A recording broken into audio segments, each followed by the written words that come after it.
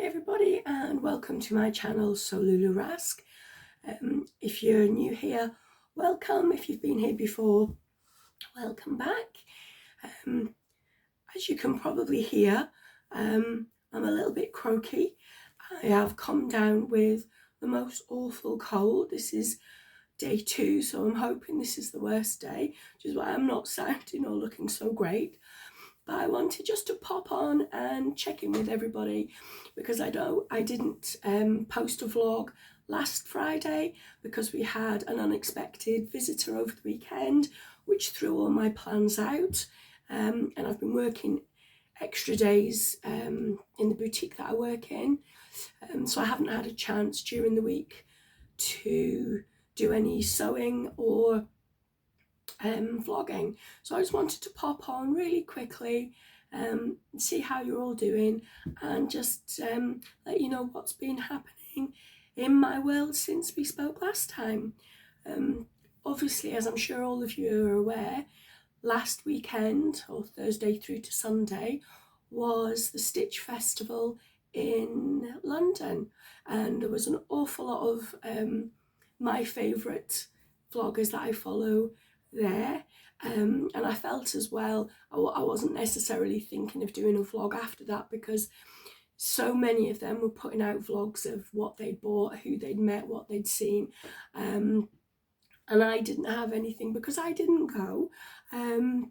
For all that I can chat to you here quite confidently, and when I'm working in my shop, I'm a very friendly, confident person, but when it comes to big open spaces with lots of people, I do get a little bit social anxiety, so they're not, I'm still working on going. I think if I wasn't going down on my own it would be easier if I was in a group of people, but where I am, I'm kind of on my own here, so I don't know anybody close by that's going, but I'm working on it. Maybe next year I'll put on the big girl pants and head down.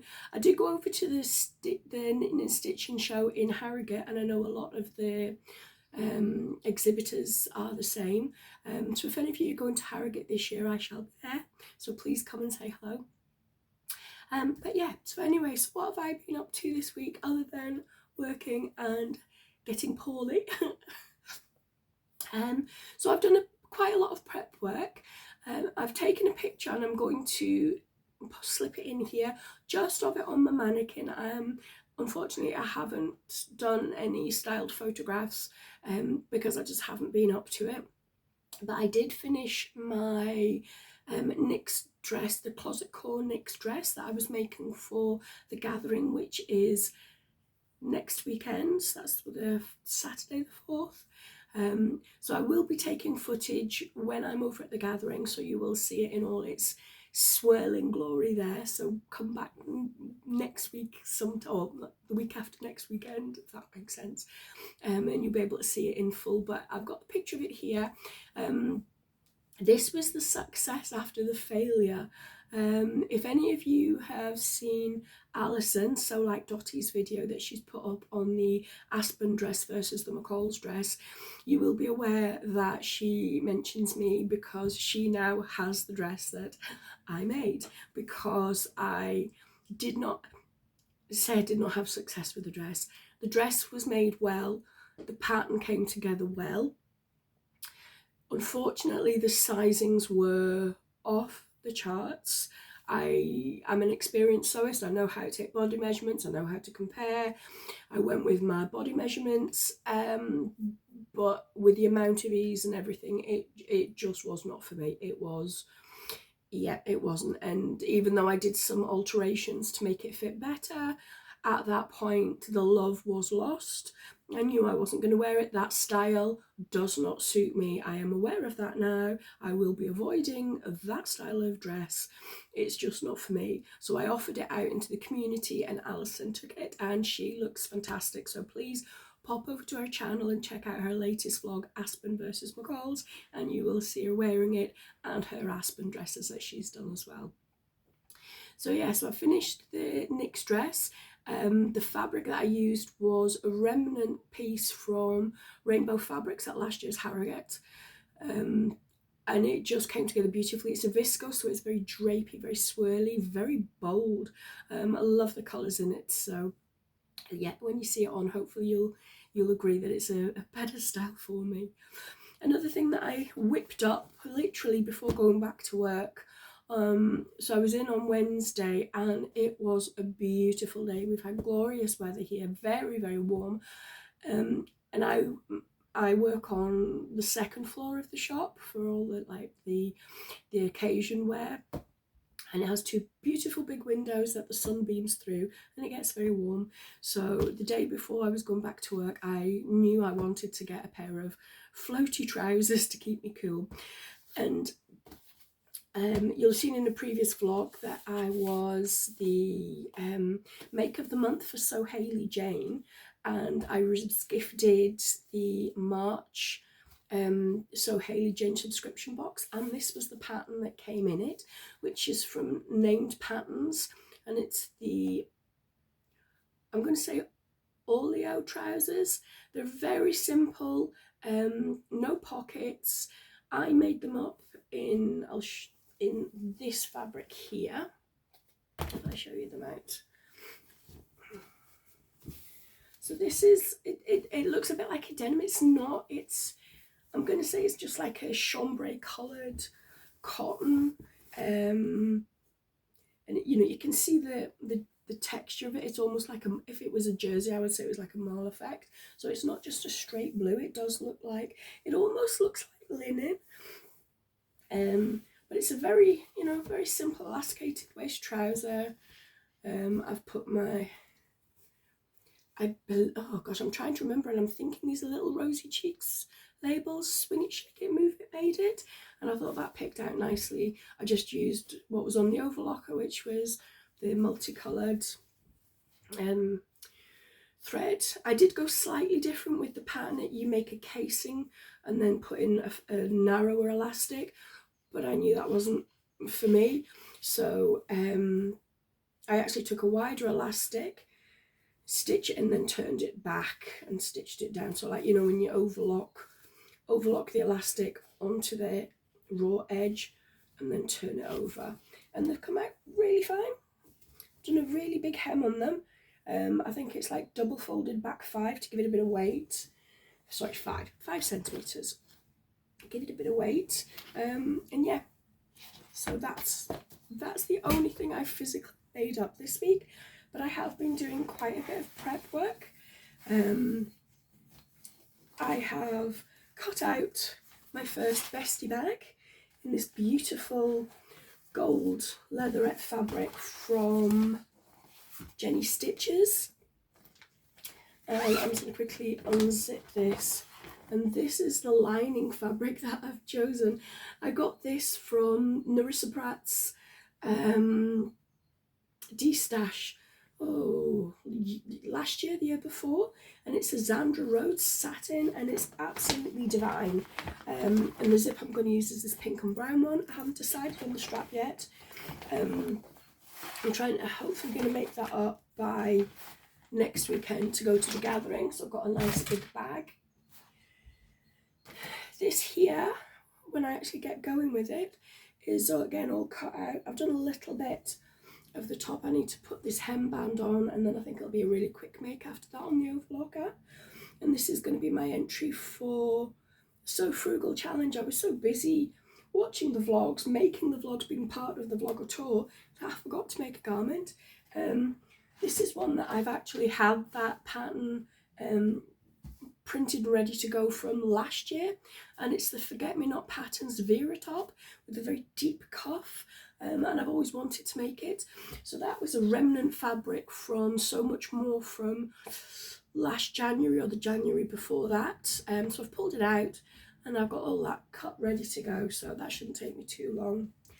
I've also cut out another sagebrush top, which I think would look really good with the floaty trousers.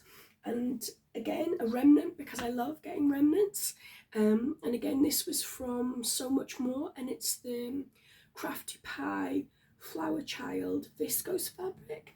I just thought for summer that's going to look a really nice little coordinating top of the sagebrush top. And again, I did a collaboration with the Sagebrush top, so if you want to pop back and look at one of my previous videos, you'll see the one that I did prior. The only other thing I have to show you is probably not going to get done in time for So Frugal reveal. But again, it's been sitting around forever. It's the Malva tee from Hazelhen Patterns.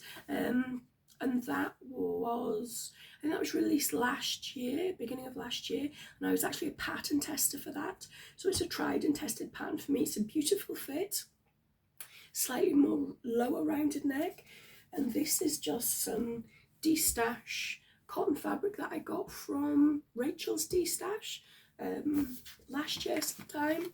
So definitely both of those apply for the So Frugal challenge, because they've definitely been sitting in my stash for some time. One thing that I did want to share with you all is some incredibly exciting news for me, and I hope you will join me along on the journey. But I found out in the middle of the week that I have been accepted as a brand rep for Ellie Mac Patterns.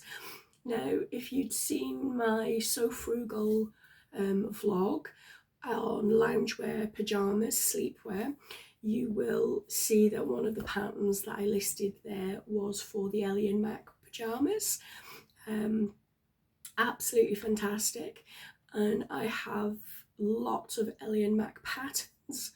They are very easy to come together. They do use a lot of stretch fabric, which means if you're a beginner sewist or looking for a relatively easy make, then there's not too much fitting to be done. Because with jersey there is always that little bit more forgiveness, and I think their patterns are fantastic. Their size ranging is so inclusive. They do children's, they do men's patterns. So for me, very, very excited that I've been chosen as a brand rep. What it means for me is I will be doing an awful lot more makes of their patterns, obviously, and I will be representing them and basically advertising them, which is what I'm going to do. For you, it will give you an opportunity to see somebody homegrown modeling their pattern. So if you go on to their website and see at some point, depending on the pattern, you're going to see yours truly there modeling, which I think is really important. So many more, and particularly with the independent pattern companies, they want to be inclusive and they try very hard to represent as many people of everything when they're showing their patterns. But they can only do that if we, the sewing community, put ourselves forward and say, yeah, I'm quite happy to make a garment and show myself in it out there. And I know it's not for everybody and it can be challenging. Trust me, I am not somebody who feels that they're very photogenic and is model material. I am far from that. But what I am is very passionate about making myself feel as good as I can in the clothes that I wear, and I want to reflect that. I work in a clothes shop, I mentioned this before, and I see many women on a day-to-day basis who say, oh my gosh, it's my body, it doesn't fit this, it doesn't fit that. And I say to them, it's nothing wrong with your body, it's just that outfit is not right for you. They didn't have you in mind when they made it. Let me help you find something better. Let me find something that makes you feel the way you want to feel in that outfit. And that's the same with clothing, and that's what I sew for, because I've bared my bits, so to speak, and I got lumps and bumps in all of the wrong places for where the clothing wants it to be. And I think it's really important that as many people as possible can feel represented. I'm 55, I am menopausal. I woke up one morning with a middle-aged spread that took over the other side of the bed as well. Everything is heading south. The apex points on patterns are no longer where they used to be. And if you're of the same generation as me, you'll understand all of these challenges. Plus, you know, we get a little bit warmer as we get older. We want clothing that moves with us, that's breathable, that we feel that we can maybe take layers off. So yeah, I am absolutely delighted to have been chosen, and as I say, somebody homegrown, so fabric companies I will be using are going to be homegrown here in the UK. So maybe I will be giving you information on, you know, fabric companies that you've not been familiar with in the past. And again, patterns, I'm going to do as much as I can to showcase as many of the Ellie Mac patterns as I can, and at least you know that you're going to get an honest view from me.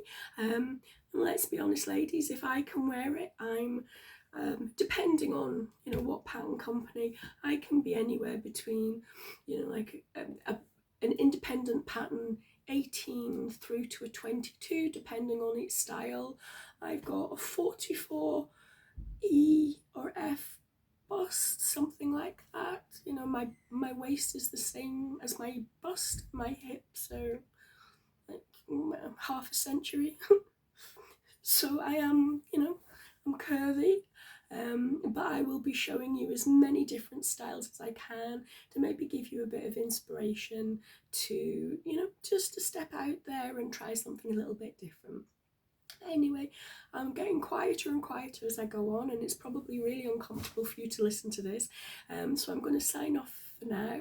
But the next time you will see me is going to be probably not next Friday, it's probably going to be the Monday or Tuesday, because I've got a huge week coming up. Lots of exciting things happening, and I think it'll be more fun if I catch you on the other side of that with a lot of really cool content. Okay, take care of yourself, everybody. If you've liked what you've seen, please give me a thumbs up. I would really appreciate you subscribing. It costs you nothing, it just means you'll be notified every time I pop up on a vlog. My numbers are growing, and that's all thanks to you. So yeah, take care. Bye.